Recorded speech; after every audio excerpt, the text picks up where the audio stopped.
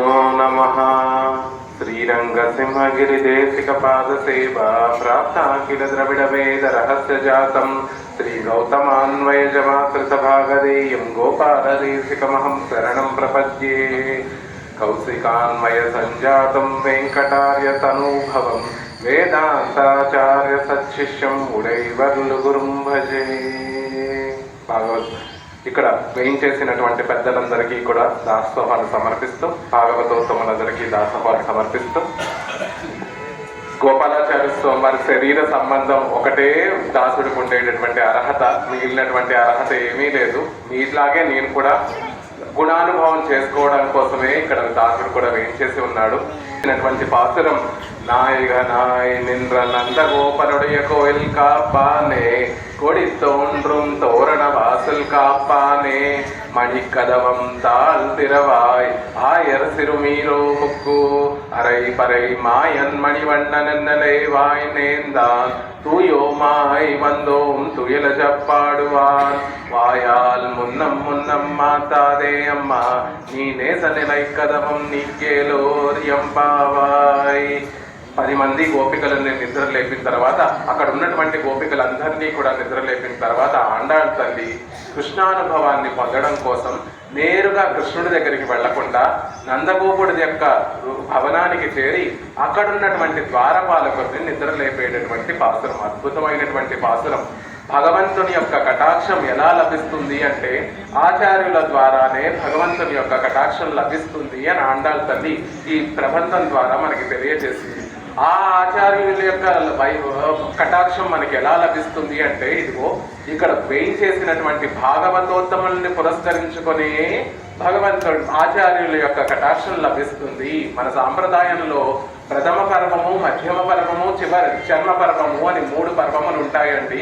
ప్రథమ పర్వము అంటే పెరుమాళ్ల పట్ల భక్తి కలిగి ఉండడము, చర్మ పర్వము అంటే ఆచార్యుల పట్ల భక్తి కలిగి ఉండడము, ఆచార్య అభిమానంతో గడపడము చర్మ పర్వ నిష్ట అయితే, మధ్యలో ఆ లాభాన్ని, ఆచార్యుల యొక్క లాభాన్ని కలిగించేటటువంటి వారెవరు అంటే భాగవతోత్తములు. కాబట్టి భాగవతోత్తముల ద్వారా ఆచార్యుల్ని ఆశ్రయించాలి అనేటటువంటి విషయాన్ని తెలియచేస్తూ, వారెలా ఉంటారు అంటే నాయకనాయ్ నింద్ర నాయకులుగా వేయించేసినటువంటి మహనీయులు.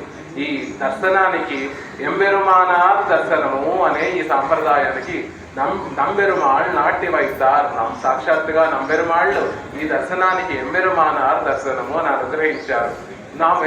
రామానుజుల వారిని చేరుకోవాలి అంటే ఎలా అంటే, వారి దగ్గర ఉన్నటువంటి అద్భుతమైనటువంటి శిష్యులు పూరత్తాళ్వాన్ లాంటి వాచామ గోచర గొప్ప వైభవం కలిగిన, చెప్పడానికి వీలు లేని, నోటితో ఇంతటిది అని చెప్పడానికి వీలు లేనటువంటి గొప్ప వైభవం కలిగినటువంటి పూరత్తాళ్వాన్ లాంటి వారిని ముందుంచుకొని రామానుజుల వారి కటాక్షం ఎలా అయితే మిగిలినటువంటి మహనీయులందరూ కూడా పొందారో, ఈనాడు ఆండాళ్ తల్లి మనందరికీ నాయకుడైనటువంటి నందగోపుని యొక్క అనుగ్రహాన్ని పొందడానికి అక్కడ ఉన్నటువంటి ద్వారపాలకుడిని నిద్రలేపుతోంది. మనకు సందేహం ఏమిటండి, ఆ ఊళ్ళోనే ఉన్నటువంటి వారు మీరందరూ కూడా నందుని భవనాన్ని కాపలా కాసేటటువంటి వారి పేర్లు తెలియదా ఆండాళ్ తల్లికి? కొన్ని ఆవిడికి తెలియకపోవచ్చు, ఆ గోపికలందరికీ కూడా పేర్లు తెలుసుంటాయి కదా, పేర్లు పెట్టి సంబోధన చేయాలి కదా. ఇక్కడ కోయిల్ కాపానే, వాసల్ కాపానే అని ఇలా చెప్తోంది. ఏమిటి అంటే, మన స్వరూపం ఎలా ఉండాలి అంటే భగవత్ కైంకర్యంతో ఉండేటటువంటి స్వరూపమే నిజమైనటువంటి స్వరూపం. మన సాంప్రదాయంలో గుహ పెరుమాళ్ అని ఎందుకు గుహుల్ని మనం సంబోధిస్తాము అంటే, ఆయనకి పరమాత్మ పట్ల ఉండేటటువంటి అతిశయించినటువంటి ప్రేమను మనసులో ఉంచుకొని గుహ పెరుమాళ్ అంటాం.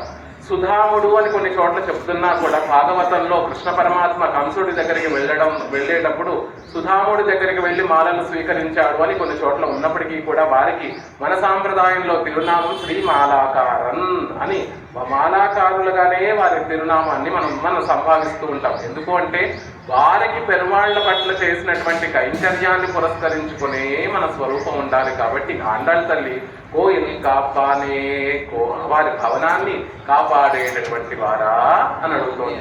ఏమిటర్రా ఆలస్యంగా ఇంత రాత్రి వేళ వచ్చారు మీరందరూ అంటే, పరమాత్మ నిన్న మాకు రమ్మన్నాడు, నన్ను మాకు పరై అనేటటువంటి వాయిద్యాన్ని ఇస్తా అన్నాడు, ఆయన సేవించడం కోసం వచ్చాము అన్నారట. ఏమమ్మా తెలీదా, ఈ ఊళ్ళో రాత్రి వేళ కాని వేళ మీరందరూ వచ్చారు అంటే ఇదేమన్నా మీరు దశరథ మహారాజు ఉన్నటువంటి కాలం రామాయణంలా త్రేతాయుగం అనుకుంటున్నారా?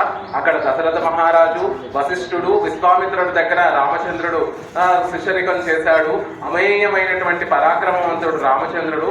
ఆయన దగ్గరికి వెళ్ళినా పర్వాలేదు, కానీ ఏమాత్రం అపకారం చేయనటువంటి నందగోపుడి ఇంటి దగ్గరికి ఈ వేళలో వచ్చారేమిటి అంటే, స్వామి మేము వారిలాగా దురుద్దేశంతో రాలేదు, తూయోమాయి మంతునాం, పరిశుద్ధమైనటువంటి భావనతోటి వచ్చాము, పరిశుద్ధులమై పవిత్రతతో వచ్చాము అని చెప్తోంది. ఆండాళ్ళ తల్లి 2 సార్లు ఈ ప్రయోగాన్ని చేస్తుంది. 5వ పాసనంలో తూయోమాయి వందునాం అంటుంది, ఇక్కడ తూయోమాయి వందోం అని చెప్తుంది. దానికి చెప్పిన మాటే మళ్ళీ చెప్తోంది ఏమిటండి అంటే, ముందు ఉపాయంలో శుద్ధి కలిగి ఉండాలి, ఉపేయంలో శుద్ధి కలిగి ఉండాలి. భగవంతుణ్ణి చేరుకోవడానికి ఎన్నో మార్గములు ఉన్నా కూడా భగవత్ కృపే మనకి కారణం అవ్వాలి. ఆచార్య లాభం ఎలా కలుగుతుంది అంటే, భగవానాలే భగవంతుని యొక్క కృపతోనే మనకి మంచి ఆచార్యులు అనేటటువంటి వారు లభిస్తారు. కాబట్టి ఉపేయంలో శుద్ధి ఏమో 5వ పాసనంలో చెప్పి, ఇప్పుడు పొందబోయేటటువంటి ఫలంలో కూడా శుద్ధి ఉంది మాకు అంటుంది. ఎందుకు వచ్చారైతే అంటే, ఇలా చెప్పాడు ఆ పరమాత్మని నిద్రలేపి ఆయన సుప్రభాతం పాడటానికి వచ్చామయ్యా. అయ్యో ఇది మరీ తప్పు, పడుకున్నటువంటి వారిని ఎవరైనా లేపుతారా? ఇది మరీ తప్పు అంటే, కాదు స్వామి, కృష్ణ పరమాత్మే మమ్మల్ని రమ్మన్నాడు, అందుకని వచ్చాము. గొప్పతనం చూడండి, ఆళ్వార్లకి ఆండాళ్ళకి ఉండేటటువంటి గొప్పతనం ఏమిటంటే, పరమాత్మ తొండరడిప్పటి ఆళ్వార్లు మనలాగా పరమాత్మ లీలకు పాత్రులయ్యి ఈ లౌకిక విషయాల్లో ఉంటే, తొండరడిప్పటి ఆళ్వార్ని దిద్దినటువంటి వారు పెరుమాళ్ళు. ఆయన కటాక్షంతో పెరుమాళ్ళకి మంగళ సుప్రభాతాన్ని పాడారు తొండరడిప్పటి ఆళ్వార్లు. ఇక్కడ ఆండాళ్ళ తల్లి భాగవతోత్తములందరికీ ముందు సుప్రభాతం పాడి వారినందరినీ కూడా నిద్రలేపి వారితో కలిసి పరమాత్మని సేవించడానికి వచ్చాము. కాబట్టి తుయిల చెప్పాడు వారం, ఆయన లేస్తూ ఉంటే ఆ సౌందర్యాన్ని చూడాలి, ఆయన నడుస్తూ ఉంటే ఆ సౌందర్యాన్ని చూడాలి, ఆయనతో కలిసి ఆ భగవద్గుణానుభవం చెయ్యాలి. అదే మేము కోరుకునేటటువంటి ప్రయోజనము. దానికి మీరు మమ్మల్ని లోపలికి వెళ్ళనివ్వాలి అని చెప్తూ, ఆయన ఎలాంటి వాడు, మాయన్ మణిమణ్ణన్, ఒకే విరుద్ధమైనటువంటి ఎక్కడైనా స్వభావాలు ఒకే చోట ఉంటాయి అంటది పరమాత్మలోనే అండి. పరాత్పరుడు ఎక్కడ, సంకల్ప మాత్రంతో ఈ సృష్టినంతటినీ కూడా చేయగలిగినటువంటి ఆ సర్వేశ్వరుడు ఎక్కడ, మణివన్నన్ కొంగున ముడేసుకోగలిగినటువంటి వాడెక్కడ, ఆ పరత్వము ఈ సౌలభ్యము రెండూ కలిగినటువంటి ఆ సర్వేశ్వరుణ్ణి సేవించడానికి మేమందరం కూడా వచ్చామయ్యా. నీ వాయాల్ మున్నం మాతాదేయమ్మ, నోటితోటి ముందు వద్దు అని అడ్డు పెట్టకుండా నీ నేస నిలై కదవం నీకేలోరం బాబాయ్. నువ్వే కాదు, ఆ తలుపులకి కూడా కృష్ణుడు అంటే చాలా ప్రేమటండి. ఎవరు ఆ తలుపుల్ని కృష్ణుడంటే గిట్టినటువంటి వారు వస్తే ఆ తలుపులు కూడా గట్టిగా బిగుసుకుపోయి ఆ తలుపులు కూడా తెరవనంటున్నాయి. అయ్యా, ఆ తలుపుల్ని తెరిచి మమ్మల్ని పంపించు లోపలికి అని ప్రార్థిస్తున్నారు. ఏమిటండి, చైతన్యం కలిగినటువంటి వారికి భగవంతుడి మీద ప్రేమ ఉంది అంటే మేము నమ్ముతాము. చైతన్యం లేనటువంటి తలుపులకి కూడా భగవంతుడి మీద ప్రేమ ఉంటుందా అంటే ఉంటుందండి. రామాయణంలో రామచంద్రుడు అరణ్యవాసానికి వెళ్ళిపోతుంటే అయోధ్యలో ఉన్నటువంటి ఆ వృక్షములన్నీ కూడా, వాటికి ఉన్నటువంటి పువ్వులన్నీ కూడా రాల్చేసి దుఃఖంతో అవి కూడా దుఃఖించాయి కదా.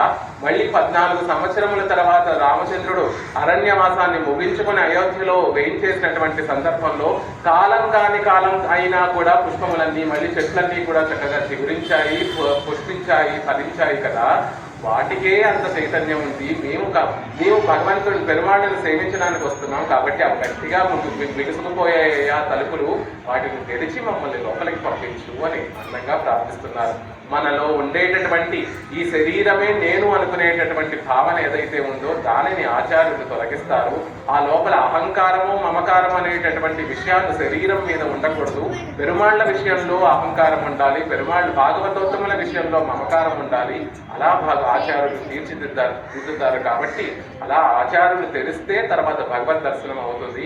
ఆ ఆచార్యులను చేరుకోవడానికి భాగవతోత్తములారా, మీరు మాకు అనుమతి ప్రసాదించండి, మీ కటాక్షాన్ని మా మీద ప్రసరింపచేయండి అని ఆండాళ్ళ తల్లి ఈ పాసనంలో కోరుకుంటుంది. నిజంగా విశేషము. ఒక 30 తప్ప ఆమె ఆండాళ్ళ తల్లి 30 పాసనాలలో ఒకటి తప్పినా కూడా ఆ అనుభవం కొత్త పడుతుందండి. అందుకని ఇవాళ రవికుమారాచార్య స్వామి వారు మనమందరం కూడా ఒక్క పాత్రం కూడా తప్పిపోకుండా ఆ అనుభవాన్నంతటినీ కూడా ఇక్కడే కలిగించేటటువంటి మహోపకారం చేశారు. ఎక్కడా ఇంత వైభవంగా జరగదు ఈ సదస్సు అనేటటువంటిది. ఇక్కడే ఇంత భౌతికంగా నిజంగా తిరువేంకటముడియాన్ కటాక్షం వారిని సేవించినందుకు ఆ భాగ్యం అది, ఆ ఫలం అది. దానిని వారొక్కరు మాత్రమే అనుభవించకుండా మనందరికీ ఆ అనుభవాన్ని పంచుతున్నటువంటి మహనీయులు, వారికి పెరుమాళ్ల కృప, మహనీయుల యొక్క కటాక్షం ఎప్పుడూ ఉండాలని ప్రార్థిస్తూ అడిగేను రామానుజదాసు.